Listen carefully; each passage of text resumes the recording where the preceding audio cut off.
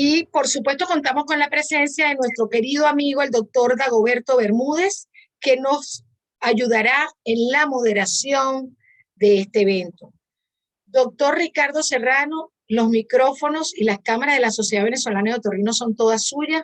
Es un honor para nosotros tenerlo y hablar de un tema tan controversial como son las displasias laringeas, que cuando uno habla de displasia, la única palabra que viene es controversia, dilema, discusión y protocolos de tratamiento. Entonces, pueden hacer sus preguntas a través del chat y bienvenido, doctor Serrano. Venezuela, las puertas de Venezuela y de esta sociedad son para usted. Bueno, buenas noches. Muchísimas gracias, Rosaria y Dagoberto, por la invitación. Gracias a los asistentes y colegas. Espero que pasemos un buen rato todos juntos tratando de hablar un poquito de este tema que, como decía la doctora Sano, es un tema realmente controversial. Y uno va aprendiendo un poco desde la época de residente hasta ya la edad un poquito más avanzada que tenemos, cómo es el manejo. Pero la idea es tratar de darles a ustedes una especie de protocolo o de plan que uno puede seguir a la hora de manejar las displasias. Hay una frase muy trascendente de Chevalier Jackson que la dijo en el año 1923. Él dijo que si admitimos, como pienso que deberíamos hacerlo, que ciertas condiciones curables de la laringe son en algunos casos predecesoras de un cáncer frecuentemente incurable, está claro que debemos luchar no solo para erradicar estas condiciones precancerosas, sino para reconocerlas precozmente. Y yo creo que esta frase la dijo hablando casualmente de las displasias laringeas. Las displasias o leucoplasias se las define como alteraciones morfológicas del epitelio de las cuerdas vocales con probabilidad de degeneración a lesiones malignas o carcinomatosas. Vamos a ver a través de la charla que van a haber distintas fotos con distintas leucoplasias o displasias características para que vean las distintas formas de aparición que tienen este tipo de patologías.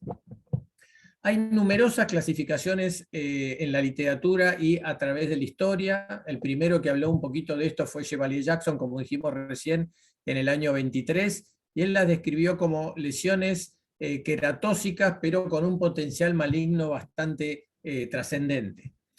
Bueno, no me quiero detener en esto para no perder mucho tiempo, pero son todas las clasificaciones que han habido a través de la historia, y han pasado desde clasificaciones clínicas, hablando de lesiones rojas o eritroplasias, o lesiones blancas o leucoplasias, clasificaciones histológicas, clasificaciones clínicas como la de Klein-Sasser, Boca más adelante, y ya más en nuestros siglos más recientes, ya hablando un poco más de las características histopatológicas de este tipo de lesiones.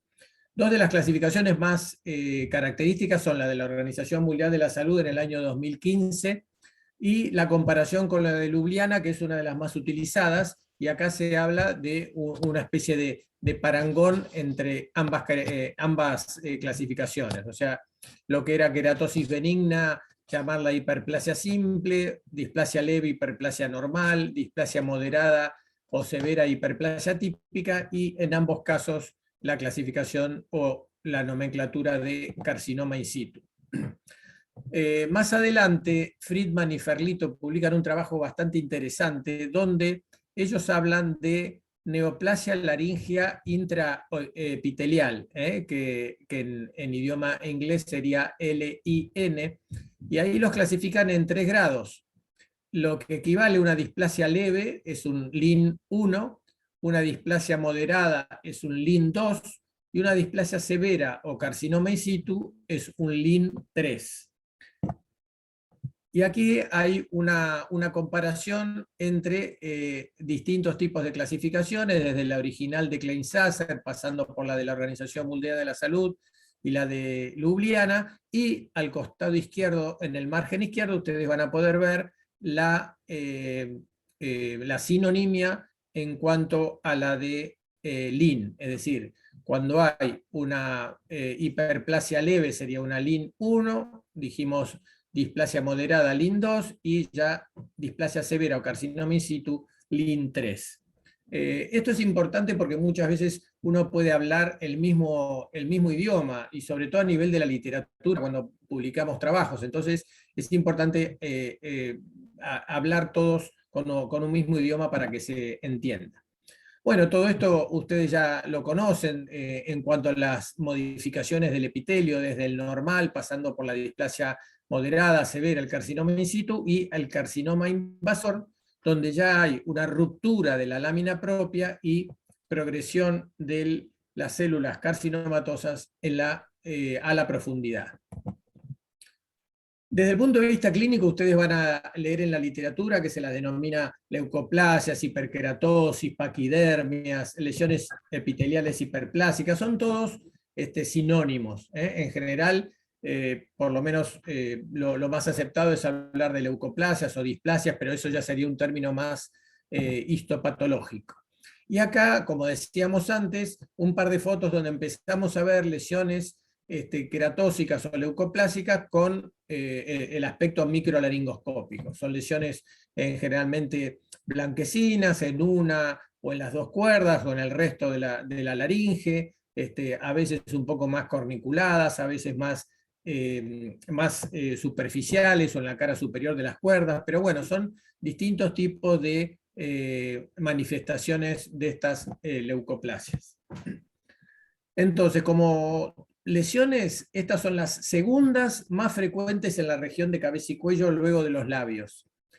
25% obviamente en cabeza y cuello, es el 2% de los tumores en general, generalmente se da en adultos, sobre todo predominantemente de sexo masculino.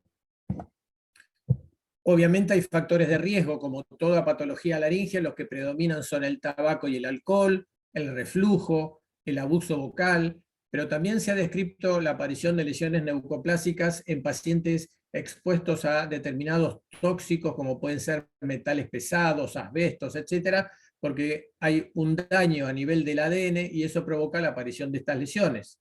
O también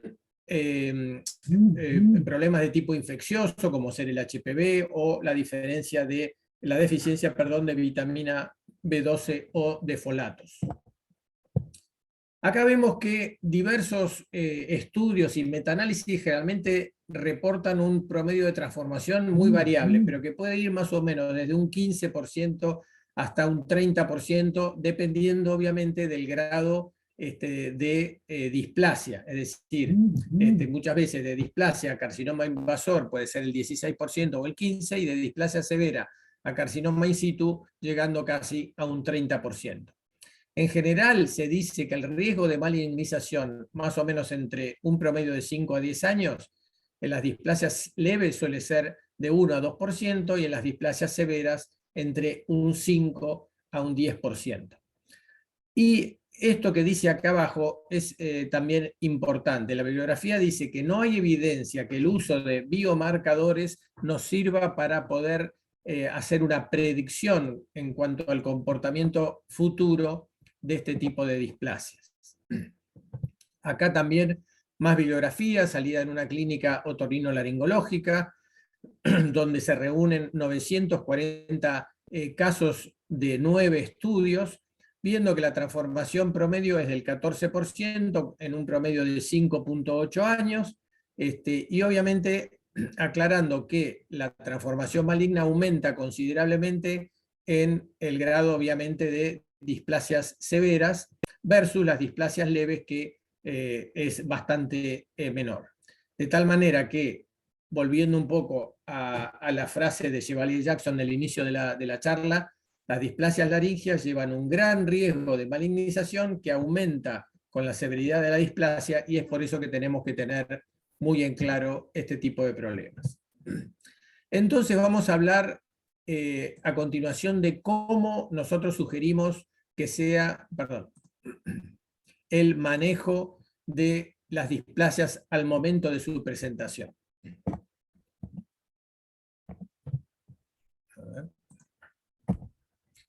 Lo primero que se recomienda en este protocolo es lo que denominamos expertise, es decir, se recomienda que el manejo de este tipo de patologías lo hagan laringólogos avesados, experimentados y con un manejo frecuente de este tipo de problemas. Es decir, nosotros obviamente haremos escuela con nuestros residentes, con nuestros ayudantes y con nuestros colegas, pero el manejo inicial de la patología debe ser reservado para un laringólogo entrenado. Como todo en la medicina, basar nuestro diagnóstico en la historia clínica, edad y género. Ya dijimos que generalmente son adultos de mediana edad, mucho más frecuente en el sexo masculino, perdón, tener en cuenta la duración de la disfonía u otros síntomas acompañantes, carraspera, a veces por el reflujo, el uso de la voz en los casos de docentes o locutores o profesionales de la voz, comorbilidades y factores de riesgo que ya los nombramos anteriormente. El diagnóstico nosotros lo dividimos en un diagnóstico preoperatorio y un diagnóstico intraoperatorio.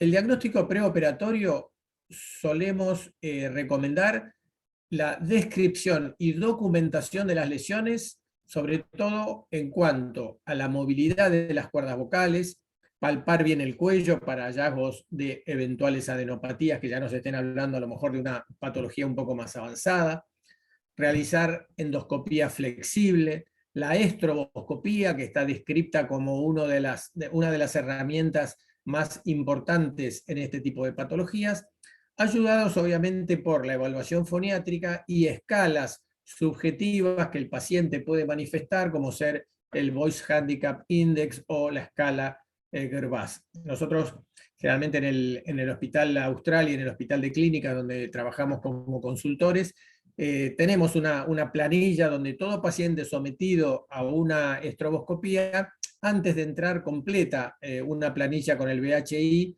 y con una evaluación foniátrica, cosa de complementar el diagnóstico. Fundamental, y ya lo vamos a nombrar en algún momento de la charla, el trabajo en equipo, no solamente en la laringe, sino en toda la medicina en general, pero sobre todo en el manejo de este tipo de patologías. La toma de decisión. La característica de la lesión al momento de la primera consulta es un factor muy importante para que nosotros determinemos qué tratamiento vamos a seguir. Es decir, el paciente se presenta a la consulta por primera vez y ahí veremos si las lesiones leucoplásicas son únicas o múltiples y si son localizadas o diseminadas. Ahí ya estamos haciendo una primera disquisición para el diagnóstico y la toma de decisión posterior. Entonces, cuando las lesiones son simples y múltiples, generalmente lo que se recomienda es la resección completa de la lesión en todos sus márgenes visibles, siempre y cuando, y eso lo vamos a ver después, la anatomía del paciente lo permita y la visualización de la laringe lo permita. Muchas veces todos hemos topado con pacientes que son muy difíciles de observar, no tan idealmente a lo mejor como lo presentan estas fotografías, pero sí en aquellos pacientes que tengamos una visualización correcta y bien magnificada de las lesiones, ahí hacer una resección completa. Cuando las lesiones son diseminadas, es decir, a lo mejor que comprometan ambas cuerdas o que comprometan bandas u otro tipo de estructura laringea, la comisura posterior, generalmente lo que vamos a hacer es un mapeo histológico con múltiples biopsias de estas lesiones. Después vamos a ver también cómo se presentan estas lesiones al patólogo para ayudarlo en la realización del diagnóstico. Entonces, lesiones diseminadas, efectuar un mapeo histológico con múltiples biopsias. Obviamente habrá que tener en cuenta la condición general del paciente, si está dispuesto para la cirugía, su edad, su estado psicológico, si no tiene comorbilidades que a lo mejor nos impidan un correcto tratamiento o que impidan, por ejemplo, una anestesia general. Y obviamente discutir con el paciente también y con los colegas la conducta a seguir, sobre todo informando los riesgos potenciales, es decir, a medida que uno trabaja con este tipo de lesiones, hay que prevenir que puede haber un aumento de la disfonía, una alteración en la calidad de la voz postoperatoria, la posibilidad de la recurrencia que casi siempre en las leucoplasias ocurre.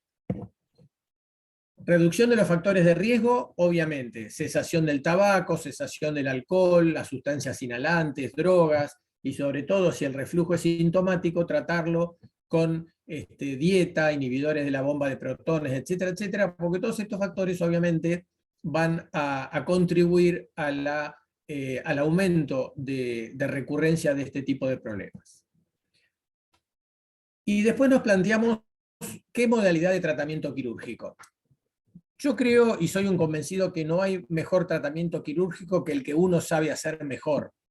Es decir, por lo menos en nuestro país no tenemos a lo mejor tanta infraestructura como puede tener a lo mejor Estados Unidos o países europeos con cualquier tipo de aparatología como para hacer tanto diagnóstico como tratamiento. Por lo tanto, nosotros tendremos que hacerlo con las herramientas que tenemos y las que mejor sepamos manejar.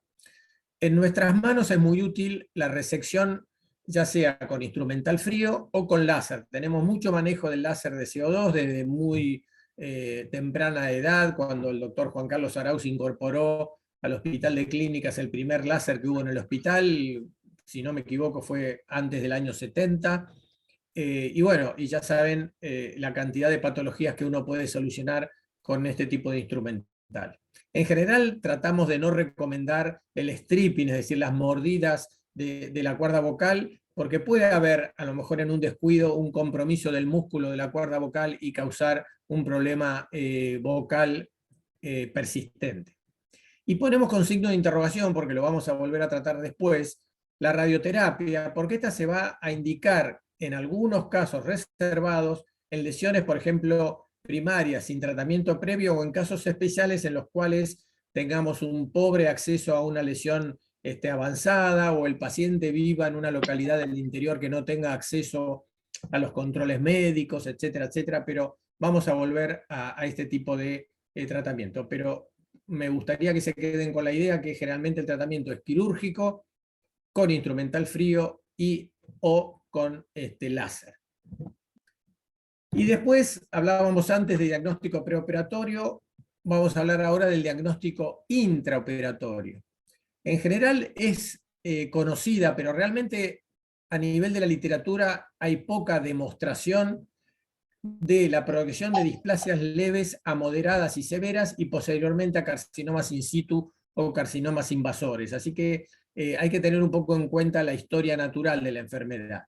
Y tener en el momento de la endoscopía inicial endoscopios de distinta graduación, 0, 30, 70, para poder ver las cuerdas vocales en los distintos ángulos, por arriba, por abajo, por la subglotis, etcétera, hacer una panendoscopía, palpar con nuestras pinzas la cuerda vocal, es decir, el diagnóstico no va a ser solo la toma biopsia o solo la resección, sino la palpación, que también nuestro maestro Salvador Magrón nos inculcaba esto en el sentido de que muchas veces esa palpación nos está hablando de un compromiso en profundidad de la lesión, y eso un poco cambia el futuro. Procesamiento de los especímenes histológicos. Vamos a tratar, cuando tengamos la lesión, de obtener la pieza más grande que se pueda.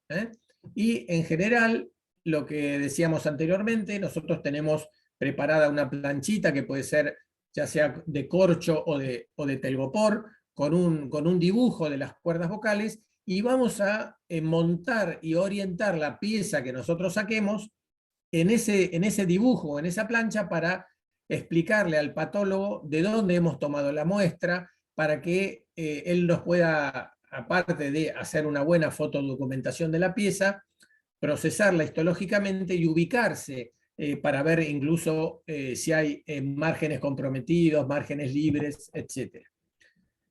El patólogo se va a encargar de la estadificación de la displasia, y en general, bueno, de acuerdo a las clasificaciones que hemos utilizado antes, ahí vamos a utilizar las distintas clasificaciones. En la bibliografía hay un trabajo, si bien antiguo, bastante interesante sobre un score de clasificación de los parámetros histológicos, donde el patólogo, si hay figuras mitóticas anormales, cómo está esa actividad mitótica, el nivel de maduración de las células, el pleomorfismo, la inflamación del estroma, etc., se le colocará un score, ya sea 1 cuando está ausente, 2 cuando está presente, en este segunda actividad mitótica donde está ubicada, etcétera, etcétera. Y de acuerdo a la puntuación que se obtenga o que se sume, vamos a ver que hay un potencial progresión a estadios avanzados de carcinoma cuando este score tiene un promedio aproximadamente entre 5.5 y 13, es decir, con un promedio de 10, o que la patología tienda a estabilizarse o a resolverse cuando el promedio es bajo, es decir, un promedio aproximadamente entre 3 y 12, promedio 5. Hay una alta sensibilidad y especificidad en este tipo de score, así que en algunos casos se puede llegar a utilizar. El diagnóstico intraoperatorio, ¿cómo continúa? Con la interpretación de los reportes que el patólogo nos pasa. Nosotros recomendamos que todos los casos en los cuales el informe hable de displasia severa o carcinoma in situ se discutan en forma multidisciplinaria. Prácticamente la displasia severa y el carcinoma in situ hoy por hoy se consideran sinónimos, la displasia severa y el carcinoma in situ. Si bien obviamente el carcinoma tiene muchos más cambios citológicos, hay mucho más daño genético y un mayor potencial de progresión al carcinoma invasor. Pero tengan mucho cuidado cuando el patólogo nos informa displasia severa y ya casi tengan en mente tratarlo como un carcinoma in situ. Este trabajo también habla de los distintos métodos de diagnóstico de imágenes que podemos utilizar a la hora de trabajar con leucoplasias. Estos autores dicen que la obtención de imágenes de alta calidad y resolución debe ser uno de los principales objetivos a la hora de hacer el diagnóstico de lesiones displásicas de cuerda vocal. Entonces, acá ustedes ven las distintas metodologías, ya sea la laringoscopía con luz blanca, la estroboscopía que nombramos hace un rato, pero pusimos más con resalto la endoscopía de contacto, la autofluorescencia y las imágenes de banda estrecha como tres elementos muy importantes para trabajar en el diagnóstico de este problema. La endoscopía de contacto, ustedes saben que la describió Hamoud en el año 79 y se basa en la tinción de las células de la mucosa superficial de las cuerdas vocales, y esa tinción sumada a un estudio magnificado de la lesión y de los vasos por contacto directo con el extremo del endoscopio nos permite observar un poco las características de este tipo de lesión. A veces puede haber falsos negativos, porque la tinción no ha logrado una penetración completa en los tejidos, pero generalmente es un estudio bastante fiable. Bueno, acá este trabajo también habla de distintos tipos de patrones vasculares y de clasificación en tipos 0, de acuerdo a si la mucosa es normal, si está inflamada, si hay hiperplasia, moderada, severa o ya carcinoma in situ. Esto todo se hace con lo que se llama la endoscopía de contacto. Hace unos años también la Sociedad Laringológica Europea propuso una guía de clasificación de los cambios vasculares que hay a nivel de las cuerdas vocales, también como, digamos, factor pronóstico de este tipo de lesiones. La autofluorescencia es otro de los métodos descriptos, es la emisión natural de fluorescencia de los tejidos, que está proveniente de unas sustancias que se denominan fluoróforos, como pueden ser el NADH o el FAT, que están presentes en la mucosa de la laringe, ya sea sana o neoplásica, en distintas concentraciones. Entonces, al exponerlos a la fluorescencia y a la radiación con una apropiada longitud de onda, nos permite ver la aparición de eventual malignidad o diferenciarla del tejido benigno. Entonces ya tenemos endoscopía de contacto y autofluorescencia. Acá, por ejemplo, es un ejemplo sacado de la literatura, pero creo que es bastante descriptivo. Acá vemos una laringoscopía directa, donde en el margen izquierdo van a ver con luz blanca, es una lesión sospechosa incluso de un carcinoma, que por las características que se ve podría ser un T1A, porque no toma la otra cuerda, es decir, macroscópicamente y clínicamente podría ser un T1A. Lo que se hace es marcar con disparos aislados de láser la zona de resección con amplio margen para lograr una buena pieza quirúrgica, pero se ve que cuando se usa la autofluorescencia, en el área de extirpación vemos que es insuficiente, porque la histología de la pieza muestra que hay tinción en la cuerda vocal opuesta, de tal manera que se pasó de un carcinoma T1A a una estadificación de T1B, porque hay un compromiso de la cuerda vocal opuesta. Entonces, creo que este tipo de tinción nos puede servir mucho para el diagnóstico de este tipo de problemas. La autofluorescencia tiene contras, así como tiene pros, tiene contras. Muchas veces la penetración de la iluminación en el epitelio lesionado no es tan efectiva, o a veces cuando hay telangiectasias o tejidos de granulación también hay una reducción de la fluorescencia, y cuando hay procesos cicatrizales, necróticos o inflamatorios pueden alterar esa fluorescencia y darnos un diagnóstico erróneo. Y hablábamos también de la importancia de las imágenes de banda estrecha. Esta es una tecnología óptica que lo que nos permite es visualizar los vasos en la superficie mucosa utilizando un determinado espectro lumínico. Hay distintos tipos de filtros que permiten ver la coloración de este tipo de bandas, y lo que pasa es que la luz que se emite es absorbida por la hemoglobina de los vasos, de los capilares que tenemos a nivel del epitelio de las cuerdas vocales. Y en general, ya sea anormalidades entre la membrana basal y el epitelio, pueden un poco predecir la profundidad de la invasión de la neoplasia. Entonces ahí nosotros saber si a lo mejor es una leucoplasia superficial o ya estamos hablando de un carcinoma in situ. Bueno, acá también distintas fotos de los vasos, cómo son las características de los distintos tipos de vasos. En este trabajo se dice que hay en pacientes con diagnóstico histológico de displasia leve que muestran alteraciones con la narrow band imaging, la probabilidad de magninización es aproximadamente entre un 2% comparada con un 10.3% de la luz blanca convencional. Para displasias severas, las probabilidades con ya sea narrow band o la luz blanca son del 8% y del 29% respectivamente, es decir, entre este tipo de displasia severa con el carcinoma in situ. Es decir, que el trabajo muestra la evidencia de la importancia del uso del narrow band para el diagnóstico y seguimiento de las displasias laríngeas. Entonces nosotros tuvimos un diagnóstico intraoperatorio, le presentamos al patólogo la pieza, hemos hecho el diagnóstico. Las lesiones obviamente tienen que seguirse.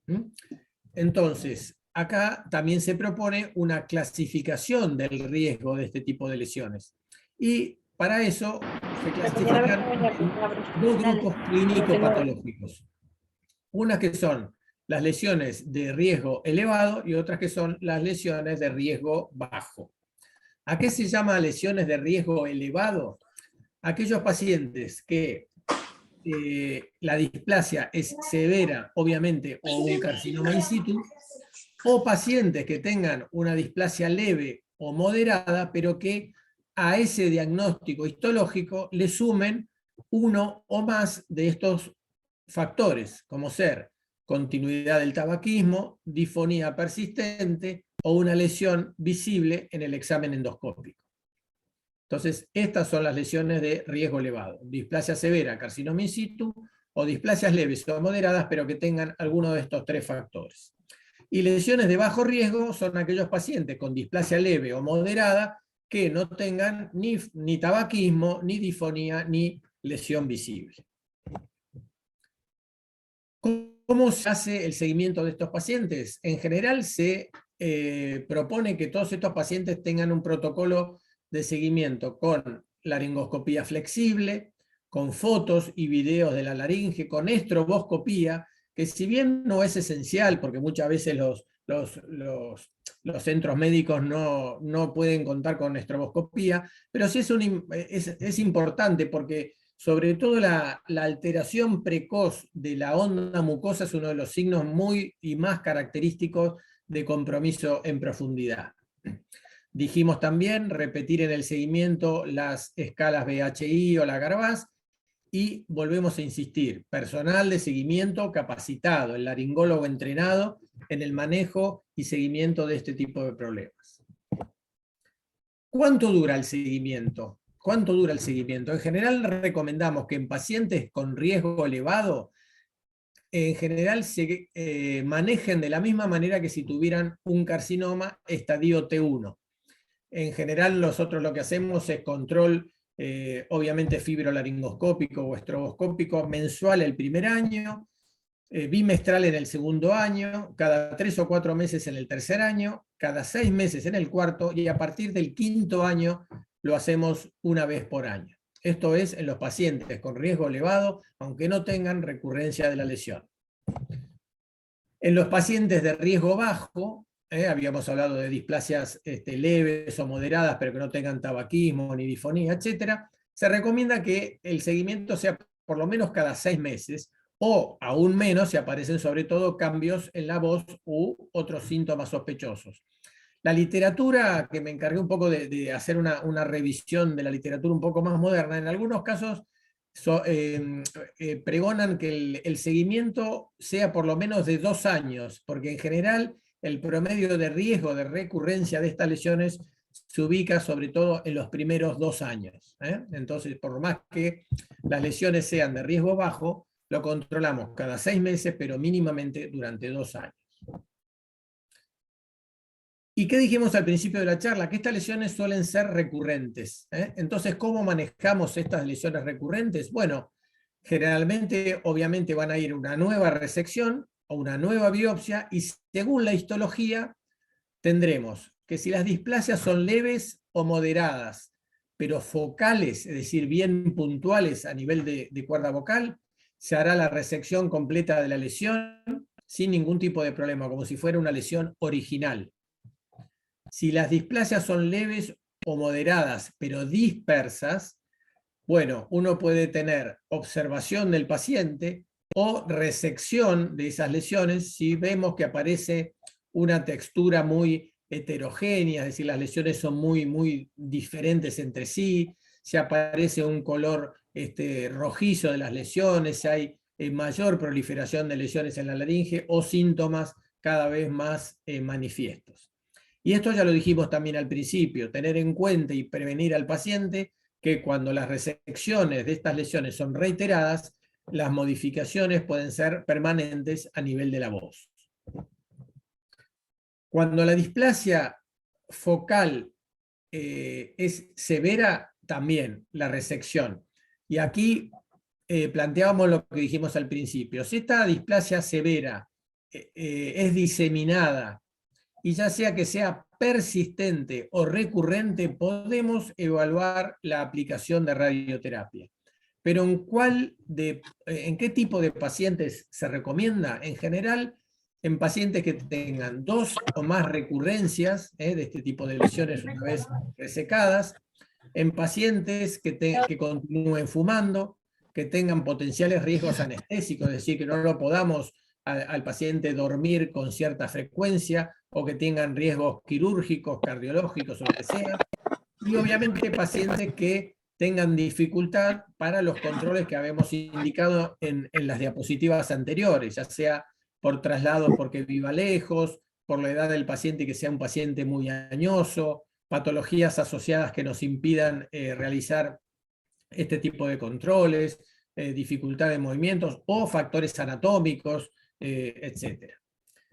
De tal manera que, un poco para ir terminando, que creo que estamos más o menos en hora, el seguimiento de un tipo de protocolo, como nosotros lo llamamos, de estudio y seguimiento de estas lesiones leucoplásicas, me parece que facilita bastante el manejo y sobre todo facilita la enseñanza a los residentes y a los colegas más jóvenes.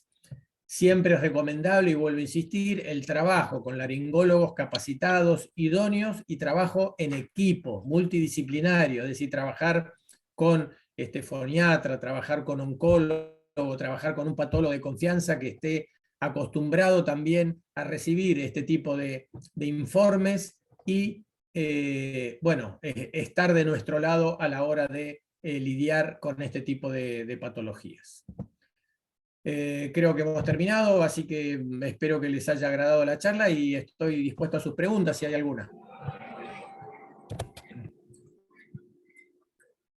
Muchísimas gracias, Ricardo. Estamos a casa llena. Creo que no se admite inclusive más personas. Hay preguntas en el chat. Primero agradecerte por tan excelente exposición. No sé si quieres dejar de compartir pantalla para que puedas apreciar a los participantes. Vean las redes sociales del doctor, rserrano@cas.austral.edu.ar. Importante para que se monite. Si se quieren comunicar, encantadísimo de recibirle en esa casilla para que me muestren lo que quieren. Quiero que el doctor Dagoberto también encienda su micrófono. Quiero agradecerte por esta clase magistral. Hay muchos residentes en la sala, hay patólogos, hay cirujanos de cabeza y cuello. Tienen la libertad de pedir la palabra cuando deseen. Hay una pregunta en el chat, pero antes de la pregunta yo quería decirte lo siguiente. El doctor Ricardo Encinoso te dice: apreciar y recordado tocayo, excelente conferencia. Tiene muchos tocayos aquí, Ricardo, ¿ok? Nuestro querido amigo Ricardo Encinoso, argentino. Tú sabes que yo tengo... Le mando un abrazo grande. Claro que sí. Favor, mantenga sus micrófonos apagados. Yo digo que en las displasias tenemos la ley de las 3 S. Uno, los signos, y quería tu opinión al respecto, que uno dice si la leucoplasia o la lesión hiperqueratósica es pequeña, la gente la sobreestima, la sobrevalora y piensa que no es maligno, y resulta que muchas veces el aspecto macroscópico no te indica que no puede ser un carcinoma in situ, y a veces las lesiones más grandes sí son benignas y tienen menos. Exactamente. No sé si me escuchan, porque se trabó un poco la... Puede ser. Rosario comunicó que tenía problemas con el internet.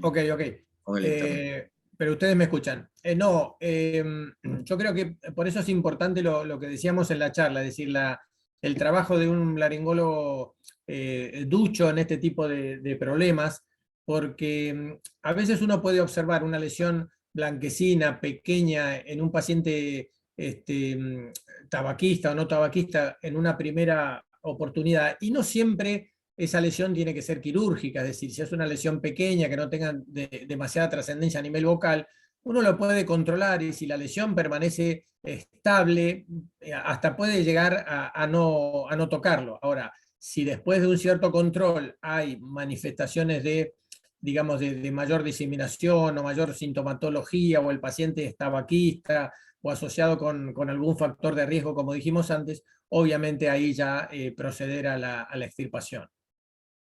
Y era lo que comentabas, ¿no? Era clasificar si el paciente es de bajo riesgo o alto riesgo, antes de incluso hacerle la laringoscopía. Exactamente. En tu experiencia, Ricardo, ¿no? Gracias por la excelente charla, como siempre. Gracias, Eduardo. Pero hay muchos residentes acá, ¿no? Y entonces, y hay conectados también desde Argentina, y hay conectados desde afuera también, ¿no? Y queríamos tu experiencia en el momento de la decisión intraoperatoria. ¿Qué haces normalmente? Es una localizada, grado 2, te llama la atención de que es fumador, tiene 62 años, ¿qué vas a hacer? Que ese es el común habitual que uno decide, bueno, voy a hacer algo, aquí no puedo esperar.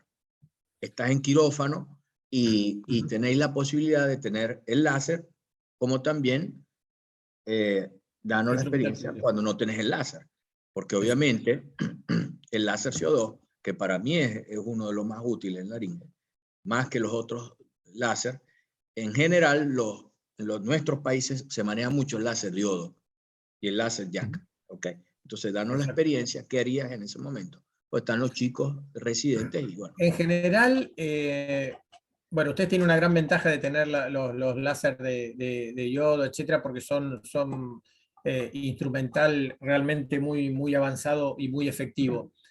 En mis manos, por lo menos, trato de hacer una panendoscopía de esa laringe, no solamente limitarme a donde está la lesión localizada, sino tocarla, palparla, verla con las distintas ópticas, como dijimos al principio, si la lesión se va por debajo de la cuerda, si tenemos lesión a nivel de la comisura, si se va a subglotis, etcétera, etcétera. Una vez precisada realmente la lesión, en general la suelo resecar con láser porque en mis manos es como un, digamos, como un bisturí, me siento muy cómodo con el láser de CO2, con un buen margen de seguridad y en general y casi siempre tengo el patólogo al lado y hago congelación, como decíamos en la charla, es decir, esta charla yo no la presenté para ver lo que dice solamente la literatura, sino para ver lo que uno hace también. Y yo he aprendido a partir de esto, es decir, presentar la pieza en un corcho o en un tergopor, que el patólogo me ayude, y mientras espero o voy retocando un poco la lesión, esperar qué me dice el patólogo, ya sea en cuanto a diagnóstico y en cuanto a la existencia de bordes comprometidos o libres. Obviamente que si el diagnóstico ya de entrada me dice que es un carcinoma in situ, procederé a hacer una resección un poquito más amplia, y si es una displasia, bueno, ahí vamos viendo como lo dijimos en el protocolo, pero en general, desde el punto de vista práctico, hago la resección completa con láser y dependiendo un poco de lo que diga el patólogo. Bien, Ricardo, una pregunta muy común que me imagino que te han hecho, para empezar con las preguntas de todos los... Una pregunta, Dago. Sí. En relación al stripping. Al stripping, Ricardo. Casualidad. Al stripping. Exacto. Fíjate que tú has nombrado algo muy importante, que es el colocar la pieza bien en el corcho con el patólogo al lado. Sí. Tú identificas bien borde lateral, borde medial, porción profunda, porción superficial. Para el diagnóstico, ¿tú creo que eso es importante? Sí, obviamente lo tratamos de hacer. Muchas veces uno cuando quita la pieza se nos hace difícil a nosotros también orientar un poco la pieza en ese corcho, pero entre la visualización que nosotros tenemos directa más la extracción y la montada sobre ese corcho, sí, tomamos esos parámetros. Y otra cosa también que suele ser útil, y que a mucho, o por lo menos al patólogo nuestro del hospital le gusta mucho, nosotros lo hacemos partícipe de la laringoscopía, es decir, nosotros le hacemos mirar por el microscopio la lesión para que también se ubique y que tenga un aspecto macroscópico intralaringio, digamos, y que él mismo me dice que le suele ayudar bastante después en el diagnóstico posterior, así que puede ser una cosa útil a tener en cuenta también, ¿no? Ricardo. Gracias.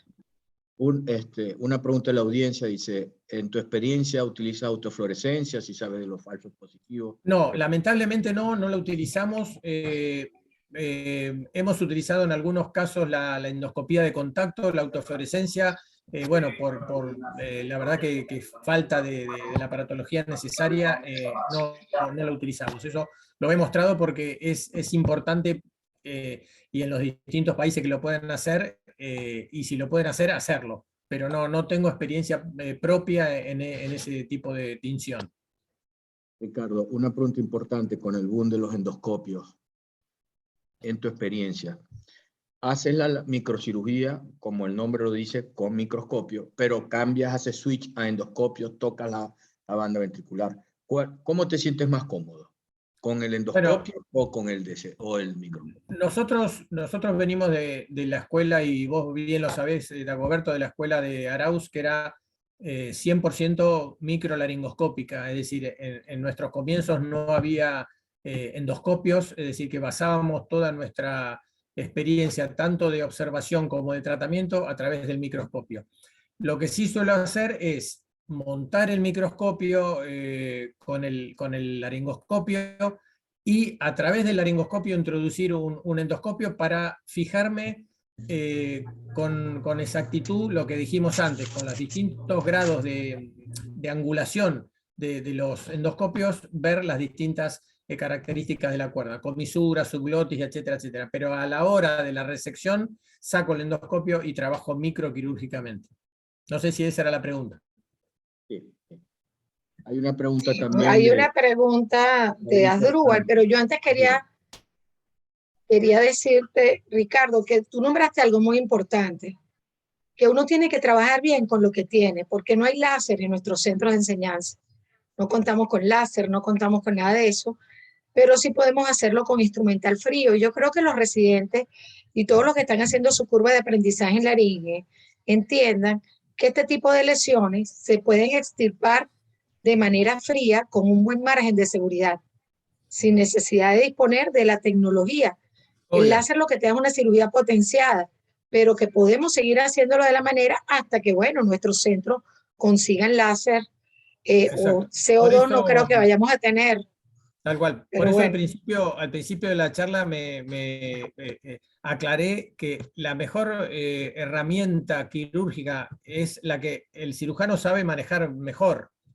Es decir, si el cirujano lo saca, no sé, con un bisturí, con la uña, con 2 dedos, y le sirve y al paciente lo cura, que siga haciendo lo mismo. Es decir, un poquito exagerado mi ejemplo, pero quiero decir que no todo es tecnología en la medicina. Uno a lo mejor con cosas más básicas, como puede ser una buena pinza de microcirugía, puede tratarlo igual o mejor que un láser. O sea que, y no siempre, hemos trabajado también en hospitales que no tienen láser y lo hemos hecho con instrumental frío sin ningún tipo de problema.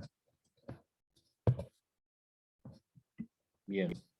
Hay una pregunta, cuando hablaste de los casos de bajo riesgo, ¿conoces al doctor Pontes, el mismo Sí, brasilero? acá estoy viendo la pregunta. Sí, sé el tratamiento planteado por Pontes, pero en general no, me remito yo a hacer lo que he dicho en esta charla, es decir, tratando de ir al protocolo y tratando de hacer lo que dice ahí, como para no volverme loco con distintas tampoco acciones. ¿Ok? Bien. Hay residentes, muchos residentes, Ricardo. Pides tomografía si ves una lesión, grado moderado en el consultorio, la estroboscopía, te habla el foniatra, lo viste que la cuerda se mueve menos, te llamó la atención. ¿Pides tomografía? No, en general no. En general me baso más en la fibrolaringoscopía, sobre todo en la estroboscopía, utilizo mucho, y que no lo nombré en la charla también, lo que nosotros llamamos aquí el laboratorio de la voz o estudio objetivo de la voz, donde le mandamos a la foniatra al paciente para que le grabe la voz y para que estudie los parámetros, y eso lo hacemos generalmente en el pre y en el postoperatorio, y suele ser también bastante útil. No, estudios tomográficos obviamente lo hacemos para carcinomas ya mucho más avanzados, pero no en este tipo de leucoplasias o carcinomas in situ, en general no lo hago. Siempre y cuando estemos seguros de que no hay un compromiso de la comisura anterior, donde a lo mejor nosotros sospechemos que es un T1A y resulta que está comprometido el tiroides y ya pasamos a tener un T4. Entonces ahí sí, no solamente hago tomografía, sino resonancia y palpación, como nos enseñaron nuestros maestros, también palpación del tiroides para ver si es doloroso, etc. Pero bueno, eso ya sería un estadio un poco más avanzado. Pero para el manejo de las leucoplasias no suelo pedirlo.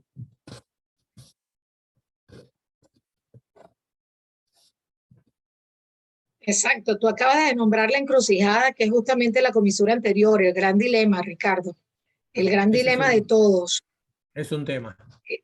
Es un tema aparte. Hay una pregunta en el chat del doctor Pedro Parra, primero felicitándote por tu conferencia, y dice, previo estudio de imágenes, displasia múltiple severa o una lesión grande con alta sospecha de sea in situ o de mayor grado.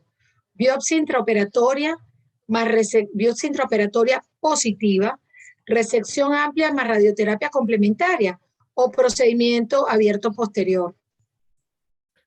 A ver, entonces es una lesión grande con alta sospecha de carcinoma in situ o de mayor grado.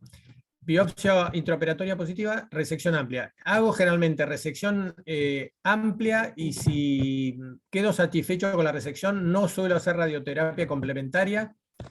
Y esa resección amplia incluye, vuelvo a lo mismo, el láser. Y en general, el láser como procedimiento quirúrgico suele ser muy efectivo. La recurrencia de una lesión, incluso maligna, no contraindica la realización de otro nuevo procedimiento de láser. Ahora, obviamente que si el estadio fuera un poco más avanzado, sí, recurrimos a la radioterapia. Y acá dice procedimiento abierto posterior. En general, a ver, depende mucho el centro donde uno trabaje. Nosotros en el Hospital Austral, que es una zona, digamos, de pacientes con cierto poder adquisitivo, es raro que nos llegue a la consulta un paciente con carcinomas muy avanzados, diferente a los que vemos en el Hospital de Clínicas, que sí, el medio es un poco más bajo, y llegan carcinomas incluso ya hasta directamente para la laringectomía total.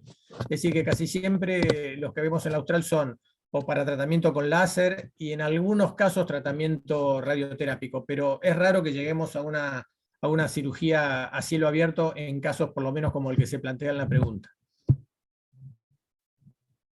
El doctor Pedro Castillo, que es anatomopatólogo de aquí de Caracas, nos dice, excelente la exposición, muy importante la orientación de las piezas con borde referido para los patólogos.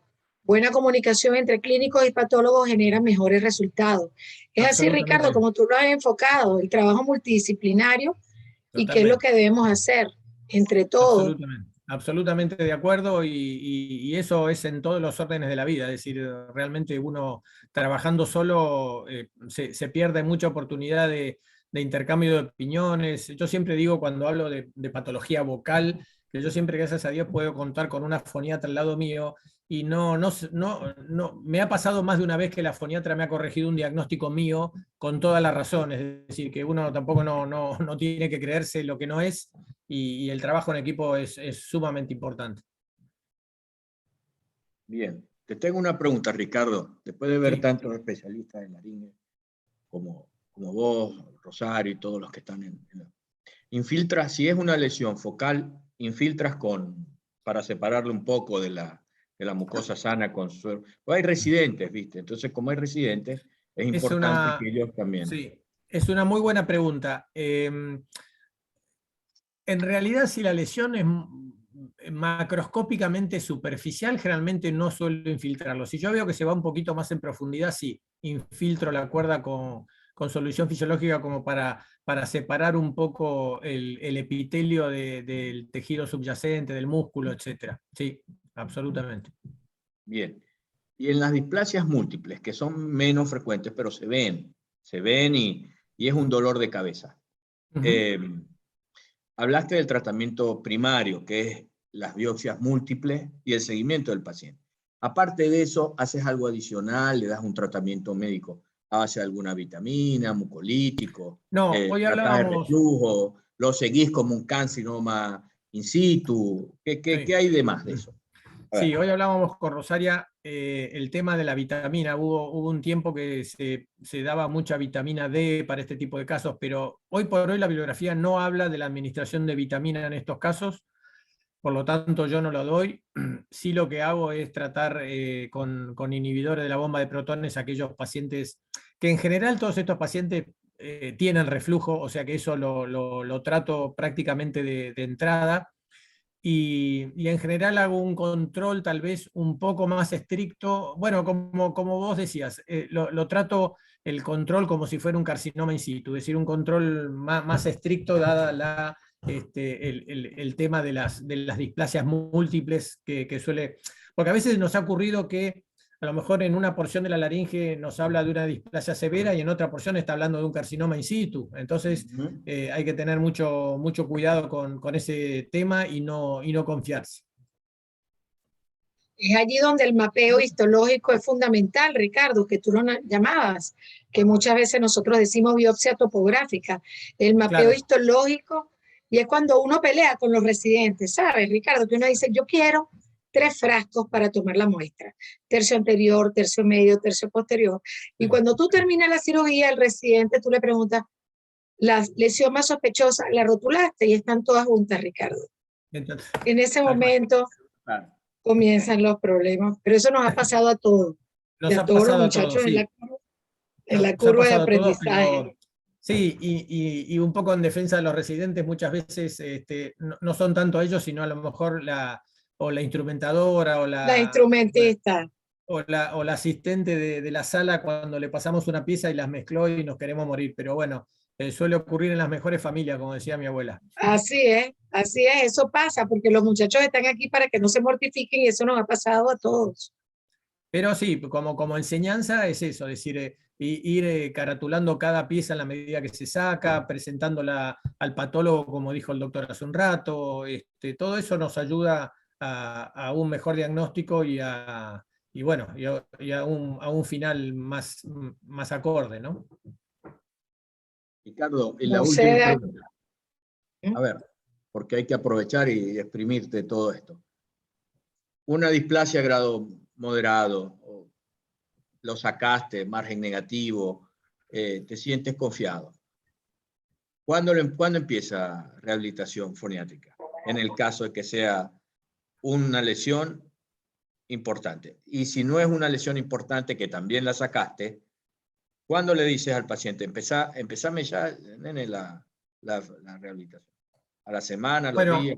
Eso ha ido variando a través del tiempo y también depende de muchos factores inherentes al paciente. Es decir, si yo, por ejemplo, en nuestro país, no conozco el interior de ustedes, pero si en nuestro país, Buenos Aires, el paciente vive a 1500 kilómetros del centro de control, te voy a decir, empiece la foniatría ya, pasado mañana, por lo menos para que se vaya con ciertos tips de manejo vocal a su lugar de residencia.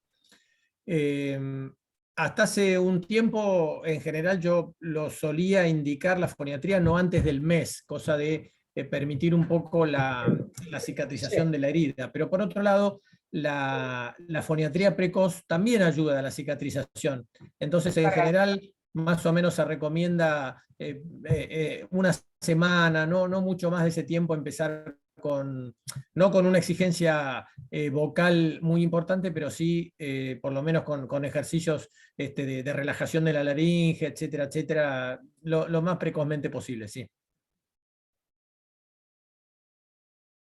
¿Tienes alguna otra pregunta, Dagoberto? No, me parece que aparte darle gracias a Ricardo por tu tiempo, sí. Excelente disertación, Che, y bueno, como siempre, encantado por toda esa información. No, la verdad que gracias a ustedes por la invitación, realmente un placer tener del otro lado tantos buenos amigos y bueno, ya lo importante de estas charlas es compartir conocimiento, como decía siempre Arauz, nadie se lleva ningún conocimiento a la tumba, así que lo mejor es transmitirlo y bueno, que todos lo aprovechemos, así que ojalá les haya sido de utilidad a todos. Ricardo, realmente complacida con esta maravillosa charla, docente como siempre. Esperamos tenerte pronto en nuestro país. La última vez que viniste fue en un congreso en Margarita. Esperamos tenerte próximamente. Bueno, pero vamos a tenerte próximamente en Caracas. Claro que sí, vamos a organizar algo para que venga. Y gracias por todas esas enseñanzas y por dejar tu correo para que cualquier persona y cualquier residente quiera preguntarte algo y tu valiosa experiencia para nosotros en Laringe. Muchísimas gracias a todos los que se conectaron Gracias, Ricardo. Gracias, Dago, por el contacto, por tu participación, como siempre. Mi amigo que está recién casado, mi amigo Dagoberto. Es verdad. Y a todos los que se conectaron en la noche de hoy. Muchísimas gracias y nos veremos en un próximo webinar. Nos vemos en las intersociedades el sábado. Gracias, Ricardo. Feliz noche. Y ya me tomé mi copita de vino junto contigo, ¿ok? Gracias, Ricky. Un abrazo a todos. Chao, Dago. Gracias por todo. Gracias. Hasta luego. Chao a todos. Feliz noche. Gracias.